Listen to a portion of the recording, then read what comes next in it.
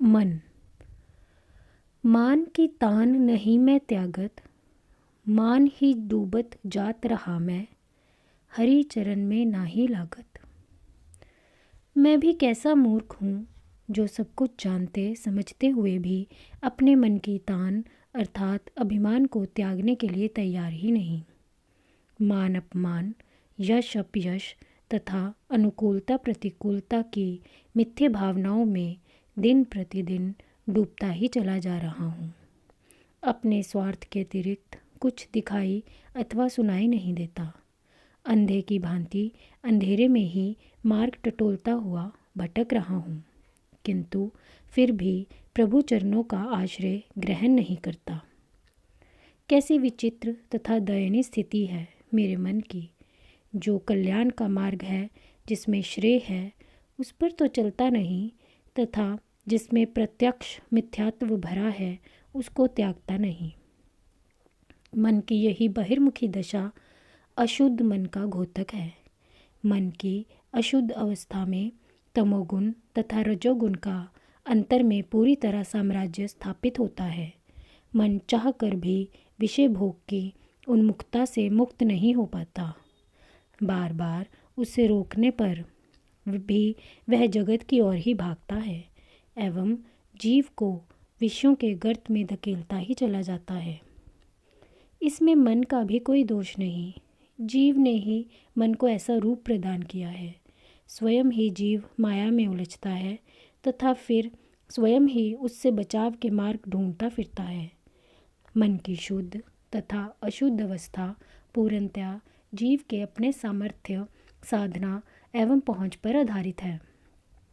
यदि जीव चाहे तो मन के बंधन से मुक्ति प्राप्त करना उसके लिए कोई असाध्य कार्य नहीं है, किंतु जीव है कि वह अपने संस्कारों तथा वासनाओं के अधीन ही जगत में प्रत्येक कर्म करता है।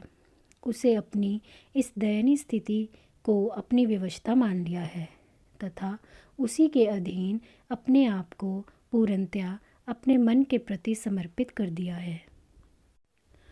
अंध बना मदहोश बना मैं, माया फेर रहा लिपटाना, अंत वेल जो आई सिर पर, लगा नींद से ताही जागत।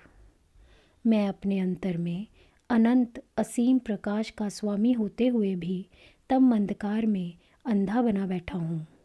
प्रकाश की तो मुझे एक किरण भी अब तक दिखाई नहीं देती। माया चक्र में भ्रमित हुआ मैं उसी में घूमता रहने में विवश बन चुका हूँ। जीव मन के पीछे लगकर अपनी भोग वासना की पूर्ति के लिए ही सारी आयु व्यतीत कर देता है।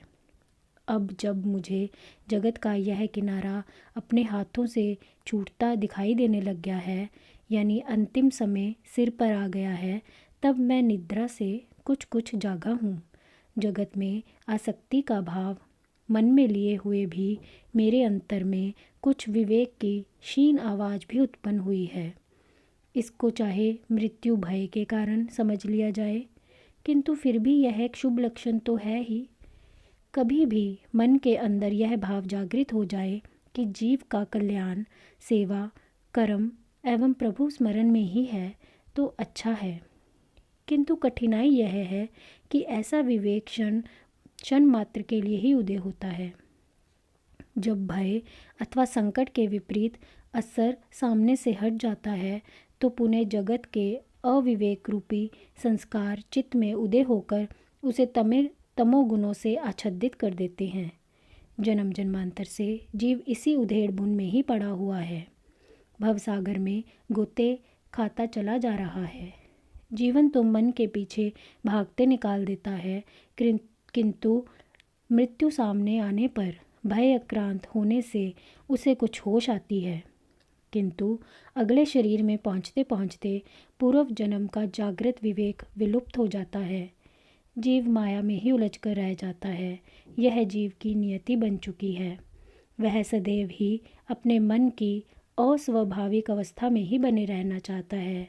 इस अवस्था का त्याग कर पाना जीव के लिए असंभव तो नहीं, किंतु अत्यंत दुष्कर अवश्य बन चुका है। पर जब कुछ सूझे नहीं मार्ग, ना ही दिखत कोई उपाय, रहत भटकता नाई कुकर, हुआ गुरु अनुराग है जागृत। अब मृत्यु द्वार पर खड़ी द्वार खटखटा रही है और मेरे मन की दशा अब यह है कि हर समय जगत के भोगों एवं विषयों के चिंतन में ही लगा रहता है। मुझे आगे कहाँ की यात्रा करनी है और यात्रा में क्या क्या कठिनाइयाँ आने वाली हैं, मन के पास इस पर विचार करने के लिए समय ही नहीं है। वह अपनी दुविधा में गेंद की भांति चंचल बना इधर उधर कूदता रहता है। कोई भी तो उपाय दिखाई नहीं देता जिससे अपने मन को अपने वश में कर पाऊँ।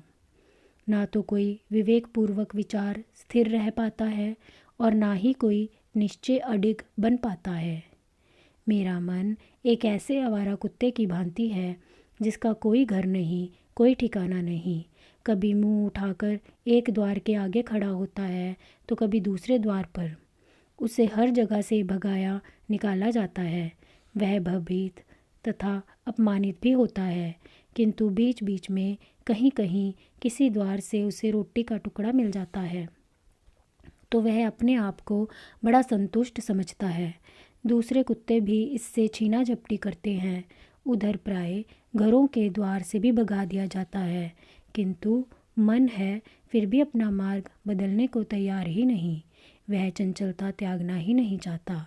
स्थिर एवं सुखी होकर उसे एक स्थान पर बैठे रहना आता ही नहीं। सुख अखंड भंडार लिए हुए एक भिखारी की भांति धर धर भटकता फिरता है।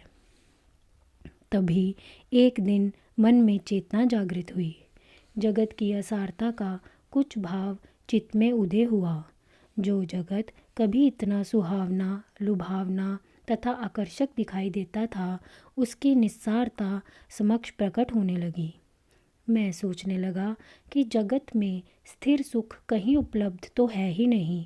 मैं व्यर्थ अब तक इसके पीछे भागता रहा, पर मुझे मिला क्या? ना ही जगत का सुख और ना ही अंतर का सुख।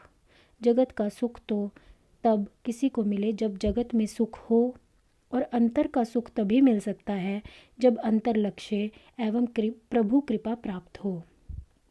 मेरा मन जगत से हटकर अंतर सुख के लिए छटपटाने लगा। प्रयत्न आरंभ किया, किंतु मन का अहंकार प्रयत्न को भला कब सफल होने देता है। प्रयत्न करते रहने पर भी बार बार असफलता का मुंह ही देखना पड़ा।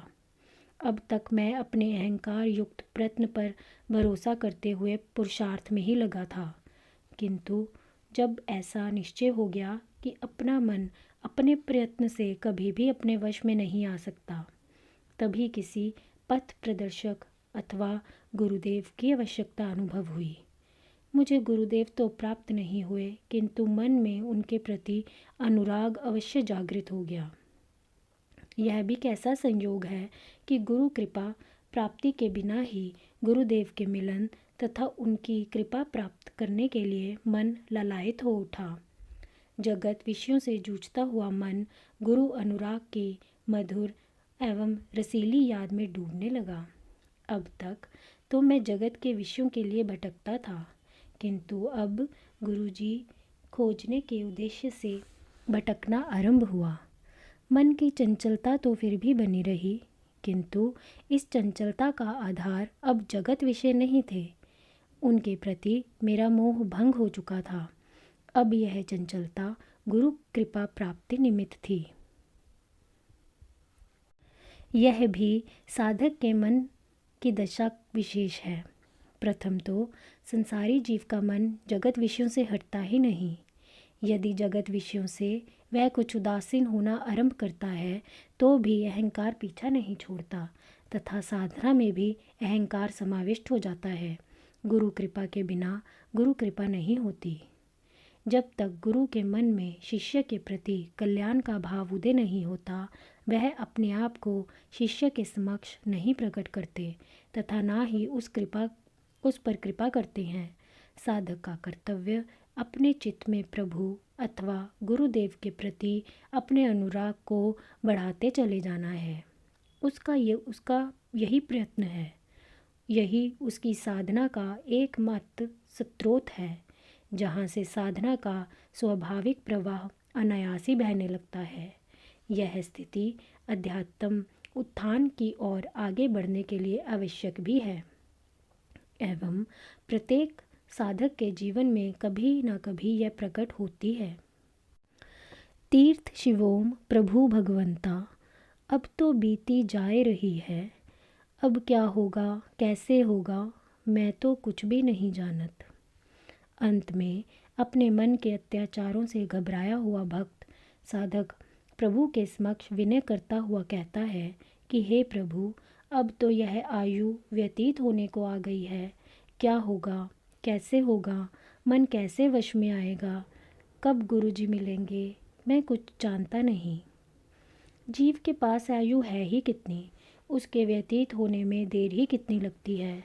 आँख झपकते ही बचपन, जवानी, प्रौढ़ अवस्था, वृद्धावस्था सब कुछ देखते ही देखते आँखों के सामने से निकल जाता है। जीव का इधर ध्यान ही नहीं जाता कि प्रत्येक पल के व्यतीत होने के साथ ही उसका जीवन शरण होता चला जाता है। धन्य है वो साधक जिनका लक्ष्य जीवन की इस क्षणभंगुरता की ओर उन्मुख हो जाता है, किंतु इतने से ही नहीं, मन अपने काबू में आ जाता। जीवन का अधिकांश समय बीत चुका है, बाकी कितना है यह अनिश्चित है। जब इतने लंबे समय में मैं कुछ नहीं कर पाया तो बाकी बचे थोड़े से समय में मैं क्या कर पाऊँगा। कुछ समझ में आता ही नहीं। कैसे क्या होगा, कौन मार्गदर्शन दिखाएगा, कौन सहायता करेगा, मन में क्या क्या विघ्न उपस्थित होकर मेरा मार्ग रोकेंगे तथा उन विघ्नों पर विजय प्राप्त करने में मैं कहाँ तक समर्थ हो पाऊँगा। इन प्रश्नों में से मेरे पास किसी का भी कोई उत्तर नहीं। हे प्रभु, मैं तो केवल आपके समक्ष कृपा की ही विनय कर सकता हूँ।